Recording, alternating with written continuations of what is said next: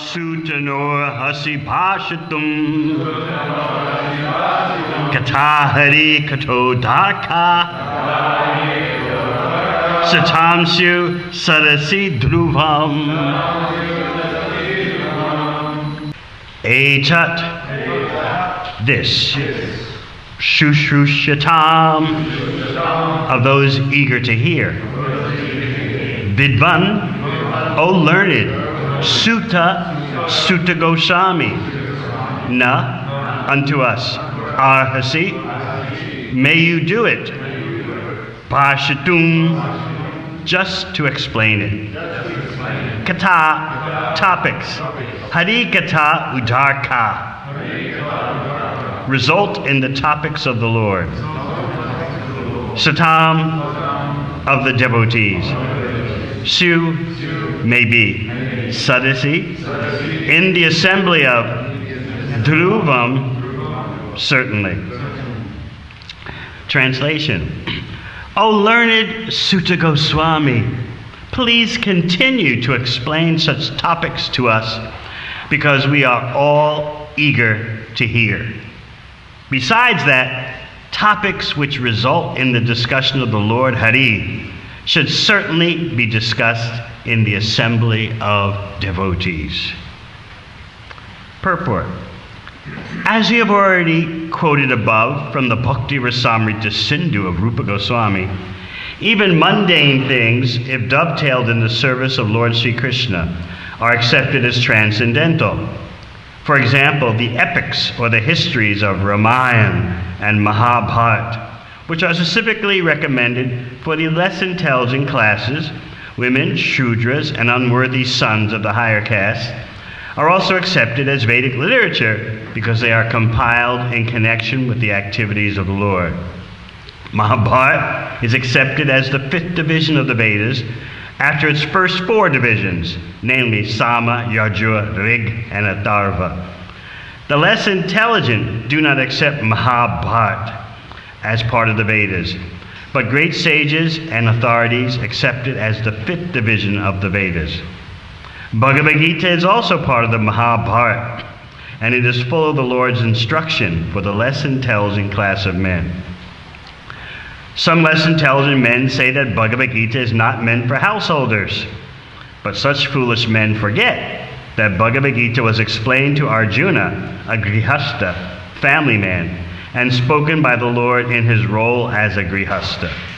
So Bhagavad Gita, although containing the high philosophy of the Vedic wisdom, is for the beginners in the transcendental science. And Srimad Bhagavatam is for graduates and postgraduates in the transcendental science.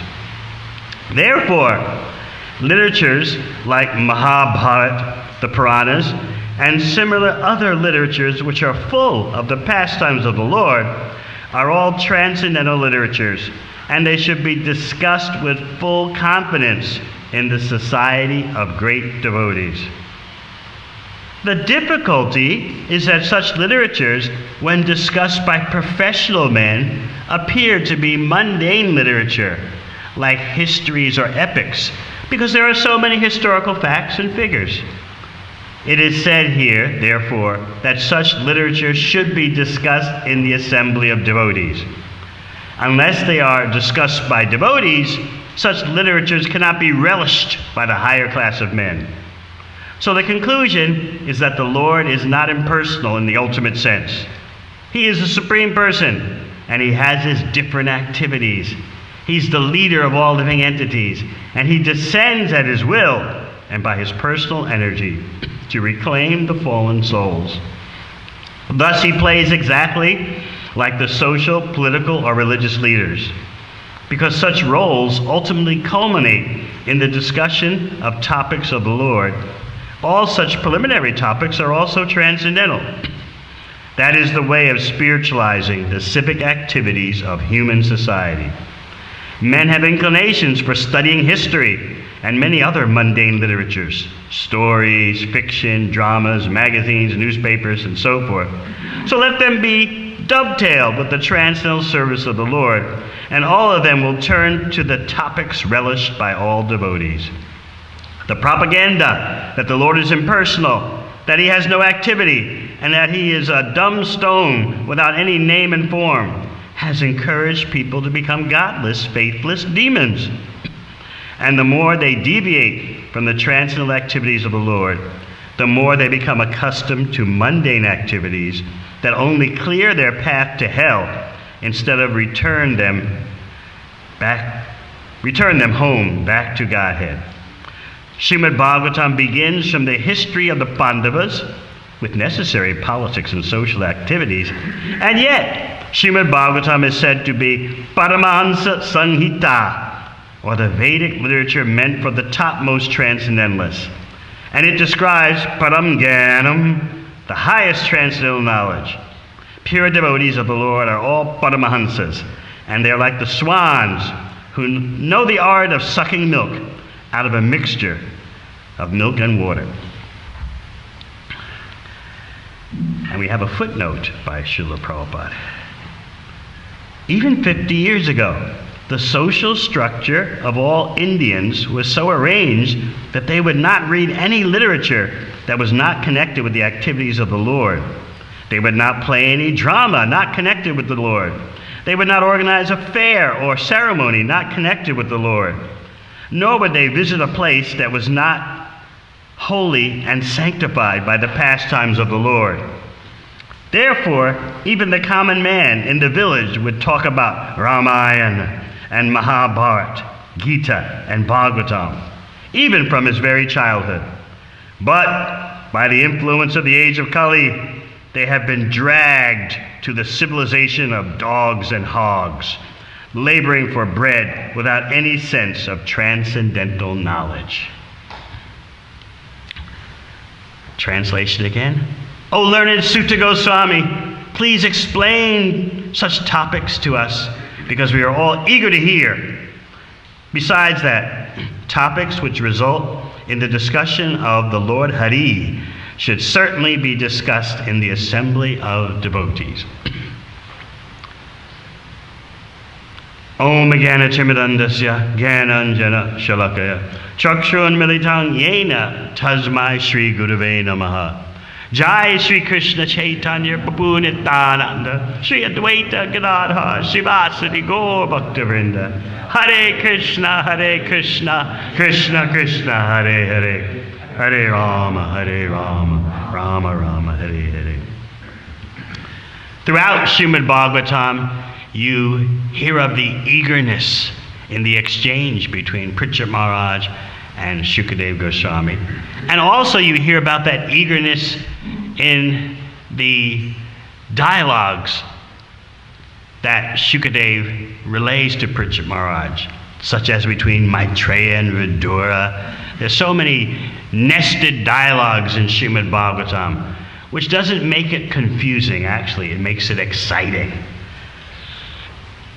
It's hard for newcomers often to understand the emphasis on authoritativeness in bhakti. Shouldn't bhakti just come from your heart and just be whatever you want it to be? And in that way, everything works out because it's coming from you. Why all these stipulations about authoritativeness? Who are you hearing from? Bhagavatam is meant to be discussed in the assembly of devotees.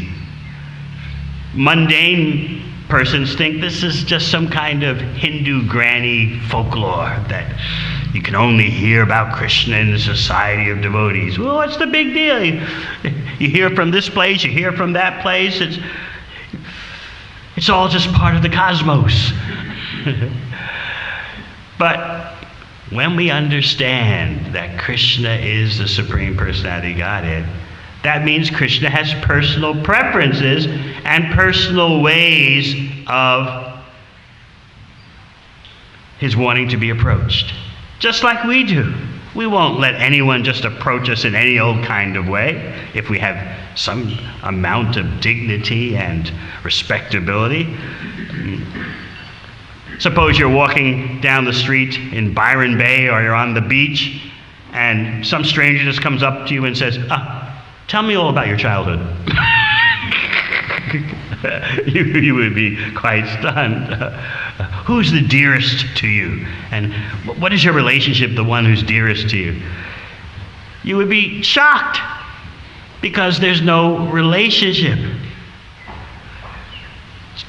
Similarly, Krishna has his way of making himself known because he's a person. And he says that in the association of devotees, I can be understood. It's a mystery, my appearance in this world, my activities. But I'm speaking in Bhagavad Gita to Arjuna, Bhakto Sime Sakacheti, because he's my devotee and he's my friend. Therefore, he can understand what I'm saying. Everyone in the material world wants to be understood. It's a very painful, personally, when you feel that no one understands you, or even if some people understand you, there are others who misunderstand you. It's a very agonizing feeling to be misunderstood. No, that's not what I meant. You don't understand. That's not what I was thinking. Krishna is a person, and he arranges that he can be understood his way. But we resent that because we're rebellious impersonalists. No, it's all the same, whether Krishna wants it this way or someone else wants it that way. It's just all the whatever. And actually, guess what? All the paths lead to the same goal. Well, that sounds really attractive, doesn't it? Wow, I can just shape my own program because all the paths, sooner or later, bring you to the same place. Okay, here at New Govardhan, Krishna Village, Krishna Pad, they've got their royal road. That's all well and good, especially as long as I'm getting really nice prasad. But we all know, that's the underlying attitude. We all know it's a big world out there with many perspectives and possibilities. And anyway, it all just works out to be the same. So this contamination affects us so deeply because we can't accept that the ultimate reality is personal. Krishna has his own personal inclinations. He has his own personal sensitivities. Inclinations and sensitivities are so dear to us, but we don't want Krishna to have them. We're so angry if someone overlooks our sensitivities. But for Krishna, no. He should be wide open and just accept whatever. So this is our disease. As far as all paths supposedly leading to the same goal, I often give this example. If you say that all paths lead to the same goal, you must have a superior vantage point. You're up in the air in a helicopter, for example, and you see all the roads converging on the same destination. So when you say all paths lead to the same goal, I want to see your helicopter. I want to see you up there. Oh, tell me, you're able to survey everything, get the full panorama, see the whole picture, and then you can say authoritatively, all paths lead to the same goal. But of course you can't do that. You're down on the ground and you're speculating that if I go south to Sydney, some or other I'll wind up in Brisbane. If I go way out west to Perth, some or other I'll wind up on the Gold Coast. We think in this way based on arrogance and pride, in spite of our very humble, insignificant position. So you don't have that vantage point. You're not high up in the air and you can see the so-called reality of all paths converging on the same goal. You don't see that. Yet, we're so proud that we just assert that. Yeah, all paths lead to the same goal. Everyone knows that, right? And everyone nods their head. Meanwhile, you're dealing with blind people. You're dealing with persons they can't see. But yeah, all paths lead to the same goal. What do you think? Yeah, everyone knows that. No one is seeing where the paths are going. No one even knows what the goal is. It's not even considered crucial that you know what is the goal. In fact, many people think that living life without a grand goal is cool. Why should you just hem yourself in with some firm destination? Just be ready to take whatever the moment brings, as long as the moment brings you happiness. And then they tell you that it doesn't matter what happens, it's all part of the learning experience. And then you ask, well, okay, learning experience, life is such, what's the lesson? What are you supposed to learn? Oh no, it's all about learning. Well, tell me the lesson. You go to school and you study, it's a learning experience, but you don't know what the lesson is that you're supposed to master. So all this talk goes on because we're impersonalists. We refuse to accept that Krishna has sensitivities and he has his own way. We're so quick to say, I've got my way. What's your path? I haven't discovered my path yet. But what about Krishna's path? He can't have a path, but we tiny, insignificant living entities, we decide what the path is. So this is called impersonalism. We refuse to acknowledge the personal characteristics of the ultimate source. Parikshit Maharaj and Shukadeva Goswami are not so foolish. And they know the nature of their audience. Parikshit Maharaj is eager. Let's hear about Krishna. And the acharyas point out that even when Bhagavatam is talking about creation and subcreation and manus and kings, all that history always concludes with the discussion of Krishna. Therefore, it's all well and good. That's one perspective. Sanatana Goswami comes at it from another angle. He says every syllable of Srimad Bhagavatam is saturated with love of Krishna. So you might say, well, when I'm reading about the kings and I'm reading about this and that and the cosmos and the process of creation, next chapter is entitled Process of Creation. How's that love of Krishna? But we need to make some spiritual advancement because Bhagavatam is actually, as we heard in the purport, Paramahamsa Sanghita. It is the song for the topmost class of persons, the swan-like persons. So it takes us some time to manifest our swan-like nature. And as we spiritually advance, Srimad Bhagavatam assumes differing visions for us. And ultimately, we're meant to aspire for that goal of seeing what Sanatana Goswami sees, that every syllable is saturated with Krishna prema. This is why Lord Chaitanya has instructed, before you are liberated, hear Srimad Bhagavatam, and after liberation, go on hearing Srimad Bhagavatam. So this is our eternal activity, hearing about Krishna. Parikshit Maharaj is very shrewd, and in the first canto, you hear that he looked around in the audience. There he is, prepared to give up his body in 7 days, and he wants to know what's the best thing to do. He actually knows, but being a merciful retired king, he wants to benefit everyone so that everyone can hear the solid conclusion that he already knows. This is his mercy. So he looks around in the audience because yogis and rishis, sadhus from all over the universe have gathered there to witness his departure.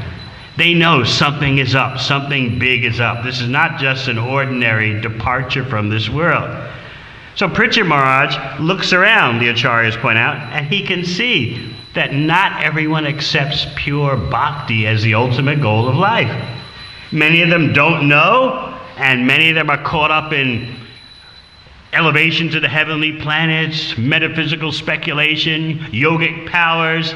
He looks around and sees that when I asked my question to Shukadeva Goswami about what is the best thing to do when you're about to die, and what is the best thing to do in all circumstances, when I asked that question, he's strategic, he's chief executive, he says, I don't think I'm going to get a unanimous response from this audience.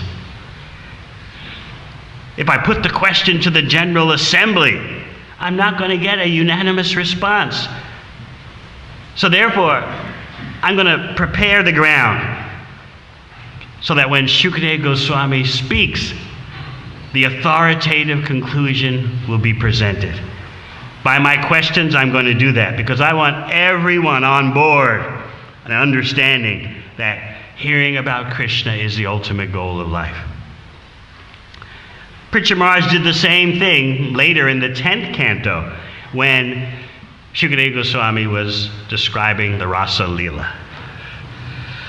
He looked around and saw there are doubts on the faces of some of these people here. They think that Krishna's dancing with his consorts is some kind of mundane activity. And they're wondering, if Krishna is the supreme Brahman, why is he behaving like this? Dealing in a scene of material attachment. So Pritchard Maharaj noticed that. And so he purposely asked questions to Shukadeva Goswami so that Shukadeva Goswami would clear up the situation. And he even accepted chastisement by Shukadeva Goswami when Pritchard asked on behalf of the audience, wait a minute now, how can the gopis become free of material attachment when they seem to be acting like mundane persons who are materially attached? So what's going on here? How can the listener become free from Maya when the listener is hearing Maya activities? So Pritchard presents this to Shukadeva Goswami, who chastises him. Haven't we covered this ground before? Of course, Shukadeva Goswami knows that Pritchard Maharaj is speaking for the benefit of others. Let us understand the dynamics of hearing about Krishna in the association of devotees. I've been talking to some persons who come to see me, and I've been gently urging them, always appreciate the wealth of devotee association. There may be disagreements, there may be inconveniences and misunderstandings, but that's just one side, the lesser important side. The most important facet is that by hearing about Krishna in the association of devotees, the talks are more potent and sweeter. So in other words, we need others in bhakti.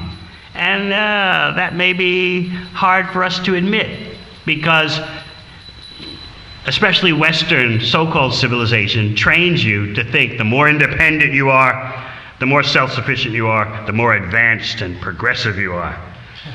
Whereas in the third world and the second world, people know they need each other to protect from disasters. But in the Western world, you're meant to present yourself as self-reliant. So we may bring that mentality into bhakti, that devotees are okay, but they can get on your nerves sometimes, and better just to have your own bubble. One devotee at New Varjan in New Zealand was telling me how, I appreciate all talk about community. Let me tell you what community means. Community means I come out of my house when I feel like associating with others, and when I'm tired of everyone, I just go in my house and don't come out for 2 months. That's community. And my wife would say, well, that's a Kiwi definition, those Kiwis. But I've also heard it here at New Govardhana that persons will say, The disadvantage of living with devotees is that when you have an argument, you can't get away from them. You pass by them on the road, you know. When it's time for a festival or you go into the temple room, there they are, your enemy, the one who's dissed you. Whereas if you live far away, you can come for a festival every few months, you know, and just do your own thing and not have to see persons who you disagree with. Persons who 20 years ago made some slip up or didn't acknowledge your glories 20 years ago. So I've heard that from persons who live in the community and around, that better just be away, because then you can just make a cameo appearance when you feel like it, say Hari Bol to everyone, and then leave. Of course, you can't just come on Sunday anymore and bring your container and load up and put it in the freezer for the rest of the week.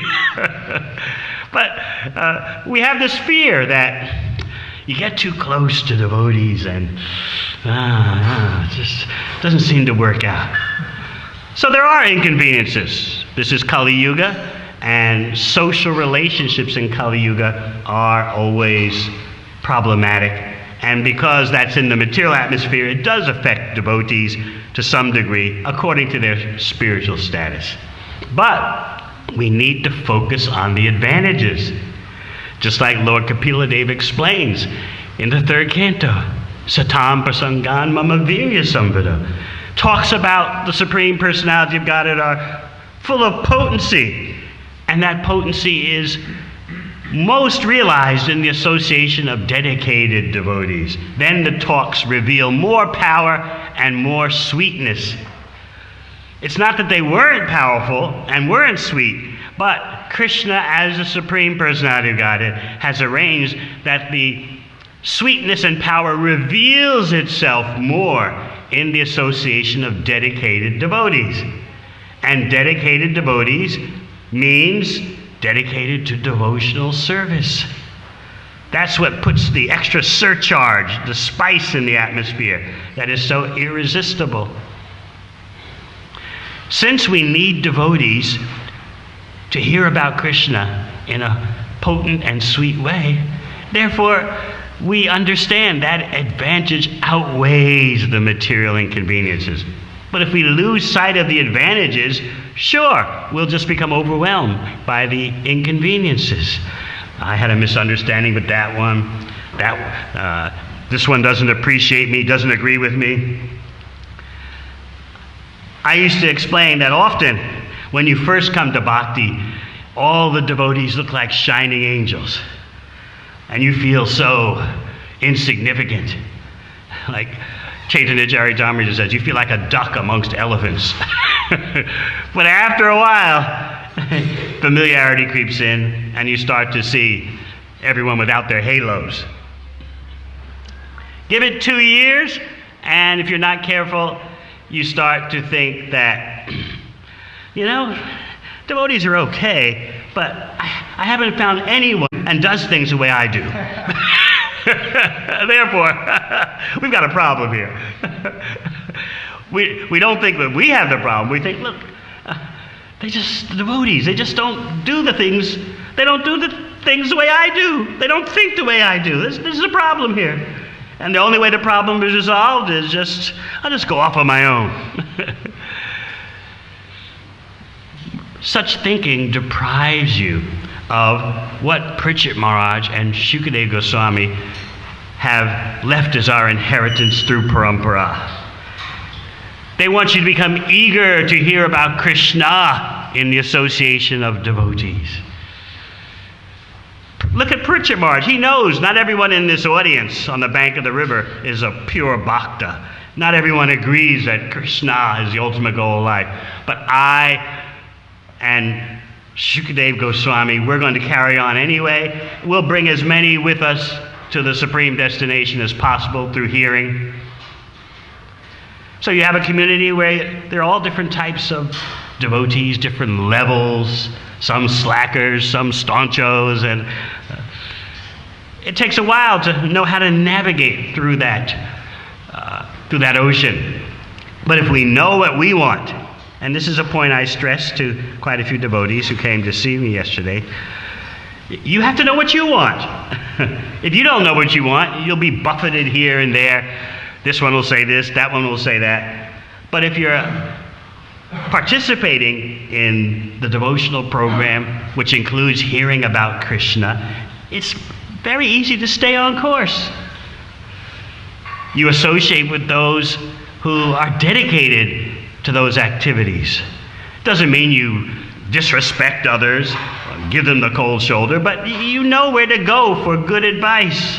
You look and see who's engaged in Krishna's service, who's eager to hear about Krishna. You appreciate all living entities, but at the same time, when you need to take on opinions and advice, you look for those who have a taste for Krishna.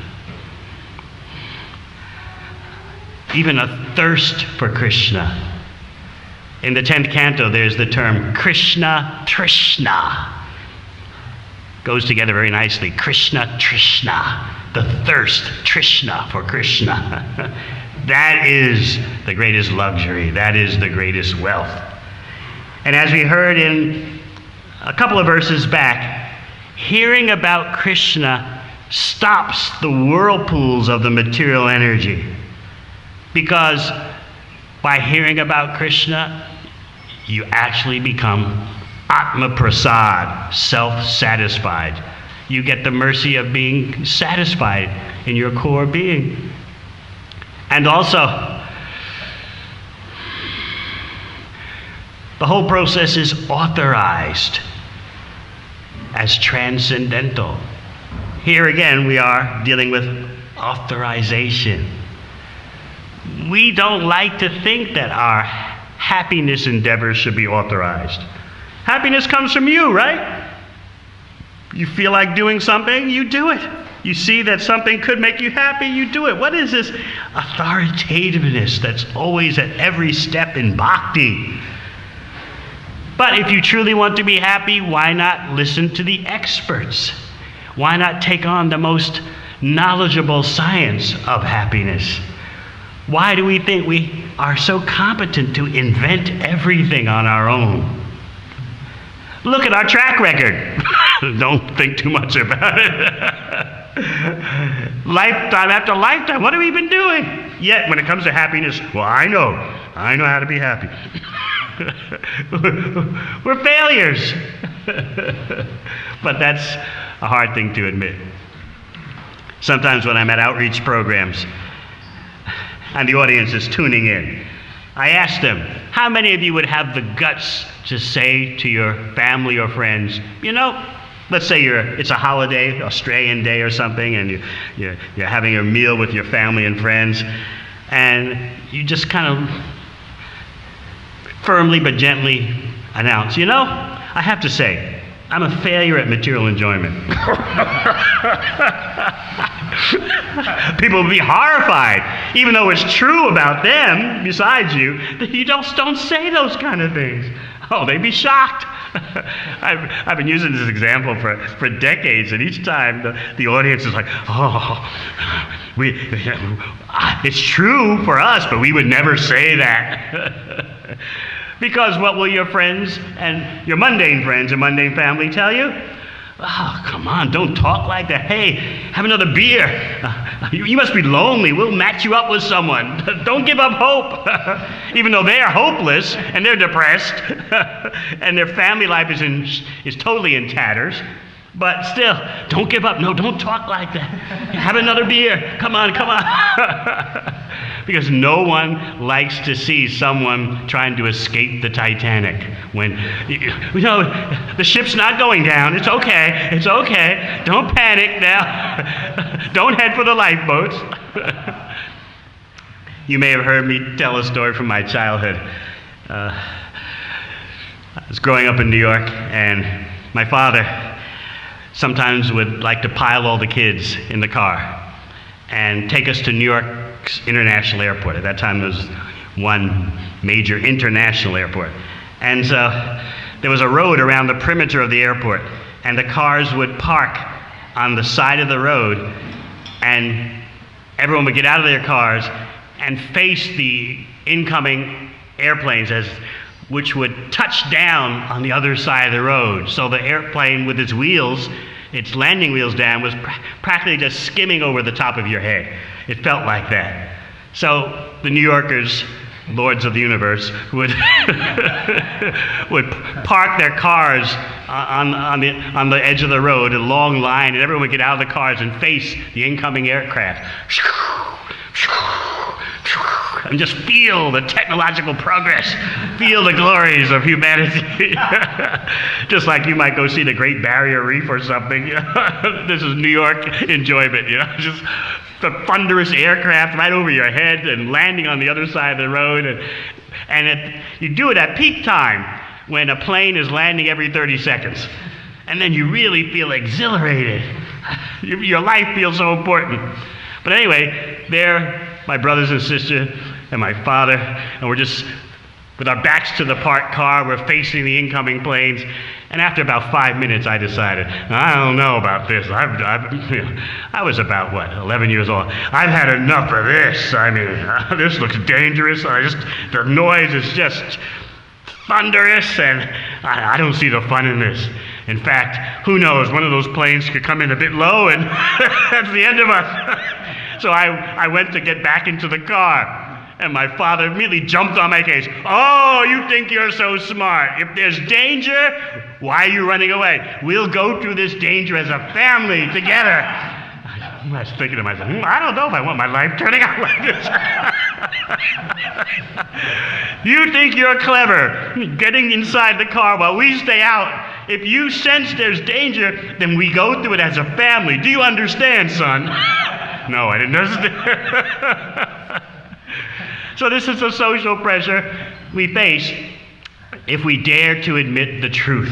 I'm a failure at material enjoyment. Pritchett Maharaj is clearing the path from failure to the ultimate success. And he's doing it so gorgeously that our eagerness in hearing about it will increase. And that eagerness will save us from life's greatest challenges. So many setbacks materially can happen, but if we cling to hearing and chanting about Krishna, our life becomes a success. I've also been hearing from devotees who are going through some real ordeals, material challenges. But the mistake they make is they stop chanting. I'm just knocked out, Maharaj. You just got to understand, Guru Maharaj. I just got no life in me anymore.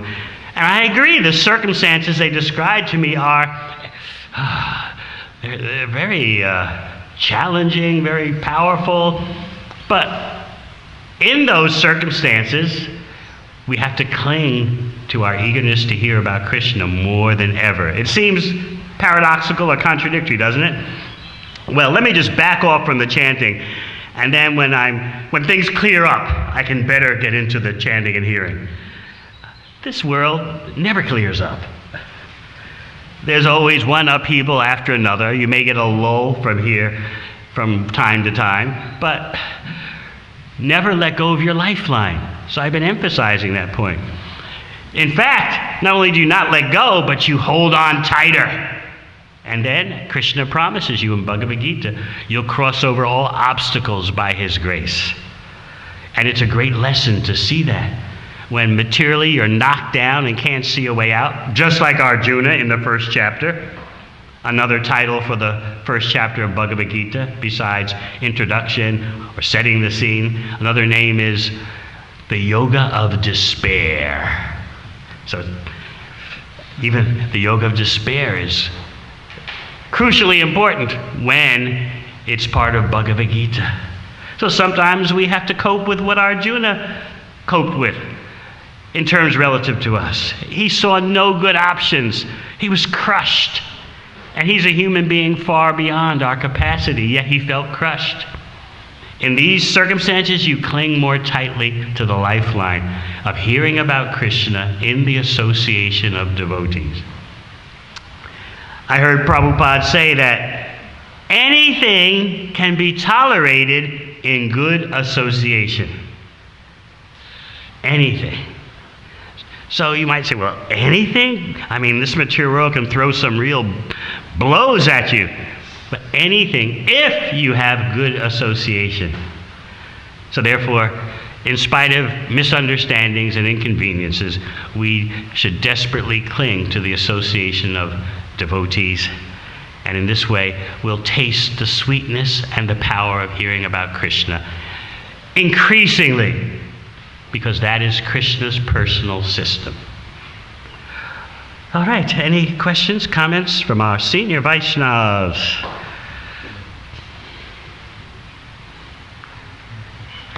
Okay, senior Vaishnav, you have a comment?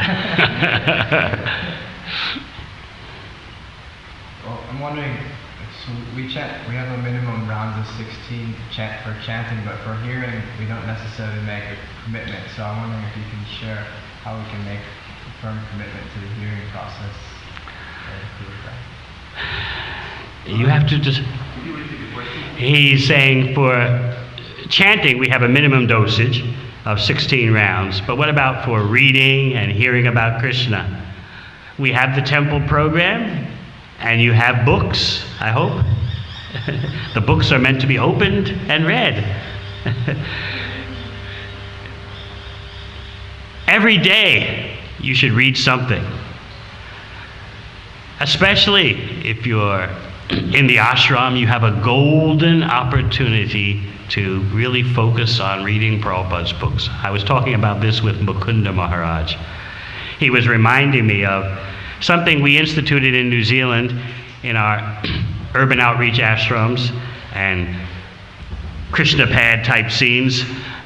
We required everyone to read Prabhupada's books 2 hours a day. And so I've seen over the decades, this has made such an extraordinary difference. Because during the day, we're doing so-called innovative, creative outreach, but we need the anchor, and the anchor is Prabhupada's books. And so Mukunda Maharaj was telling me, he said, I remember that, and I've been watching the results. And I said, I've been surprised at the results too. Decade after decade, devotees are reading Prabhupada's books 2 hours a day. If they're single or householders, one has to be flexible. But because they did it when they were single, when they become householders, they can't forget the taste. And they're always saying, oh, I got to get back to reading like I did when I was in the ashram. And I like that. They remember. So we should have a plan for a steady diet of hearing and chanting. And while you're engaging in devotional service, your hearing and chanting becomes more attentive. And by your attentive hearing and chanting, your devotional service increases and the quality gets better. So everything feeds into